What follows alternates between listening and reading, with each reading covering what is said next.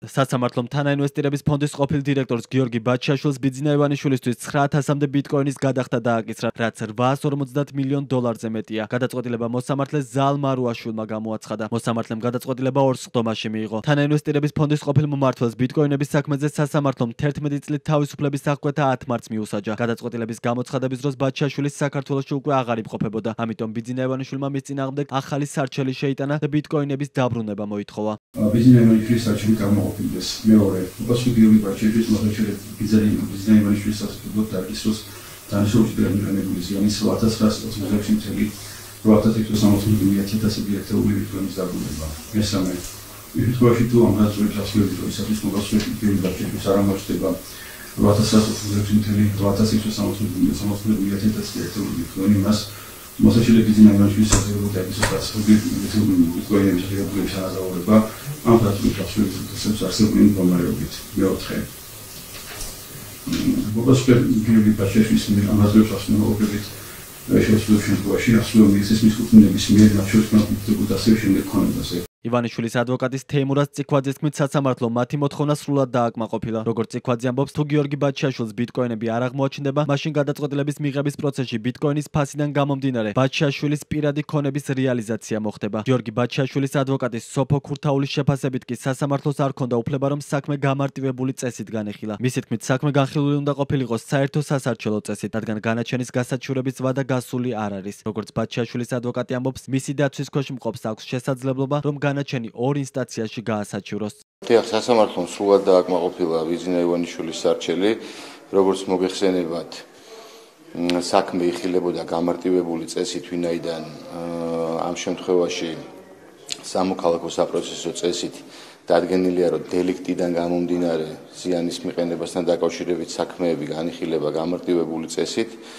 დღეს მიღებული გადაწყვეტილებით სასამართლომ დააკმაყოფილა სრულად ჩვენი მოთხოვნა და ამ გადაწყვეტილების გასაჩივრებისთვის ასევე სამოქალაქო საპროცესო კანონმდებლობიდან გამომდინარე განისაზღვრა 7-დღიანი გასაჩივრების ვადა.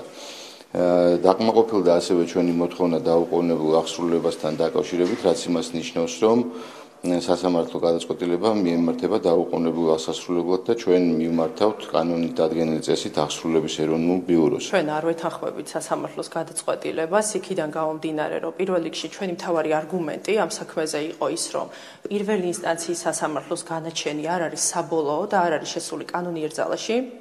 სამოქალაქო სამართლებრივი მიზნებისთვის გულისხმობ, ანუ ზიანის ანაზღაურების მიზნებისთვის და აქედან გამომდინარე, რა თქმა უნდა, სასამართლოს ჩვენი მოსაზრებით, რომელიც გამყარებული იყო საქმეში არსებული ექსპერტის გულისხმობ საერთაშორისო და შიდა ექსპერტს სამართლებრივი დასკვნებით, რომ სასამართლოს არ ქონდა უფლება, რომ აღნიშნული განაჩენის საფუძველზე განეხილა საქმე გამარტივებული წესით. საქმე განხილული უნდა ყოფილიყო საერთო სასარჩელო წესით, ვინაიდან აღნიშნული განაჩენის გასაჩივრების ვადა ბატონ გიორგი ბაჩაშვილს გასული არ აქვს და მას უფლება აქვს აღნიშნული განაჩენი გაასაჩივროს. შესაბამისად, ის წესი, ეგრეთ წოდებული გამარტივებული წესი, რაც ითვალისწინებს, ასე ვთქვათ, საქმის განხილვას დაჩქარებული წესით, მხოლოდ და მხოლოდ გულისხმობს ისეთი საქმეების განხილვას, რომელზეც ამოწურული არის მისი გასაჩივრების ყველანაირი წესი. ბიტკოინების საქმეზე გიორგი ბაჩაშვილს ბრალად ედება დიდი ოდენობით ბიტკოინის მართლსაწინააღმდეგო მითვისება და უკანონო შემოსავლის ლეგალიზაცია. პროკურატურა ამტკიცებს, რომ ბაჩაშვილის ინვესტორი ბიძინა ივანიშვილი იყო და ბაჩაშვილმა მას მოგება დაუმალა. თავად ბაჩაშვილი კი ამბობს, რომ თანხას სესხად აიღო ბიძინა ივანიშვილის ქართულ ბანკიდან და ეს ფული ბანკში შეთანხმებული საპროცედო განაკვეთით დააბრუნა კიდეც. ბაჩაშვილმა 2023 წელს გირაოს სახით 2,5 მილიონი ლარი გადაიხადა. საქართველოს დატოვების შემდეგ ბაჩაშვილის მიმართ კიდევ 2 საქმეზე დაიწყო სისხლის სამართლის საქმის წარმოება. ერთ-ერთი ბრალდება ეხება მტკვარი ხეს. პროკურატურის მტკიცებით ბაჩაშვილმა არაეფექტიანად მართა საინვესტიციო პროექტები და აქტივები. არ მიიღო ზომები რისკების აღმოსაფხრულად. უწყება მას სამსახურებრივი მოვალეობის შეუსრულებლობას ან არაჯეროვნად შესრულებას ედავება. მესამე სისხლის სამართლის საქმე კი საზღვრის უკანონო კვეთას ეხება.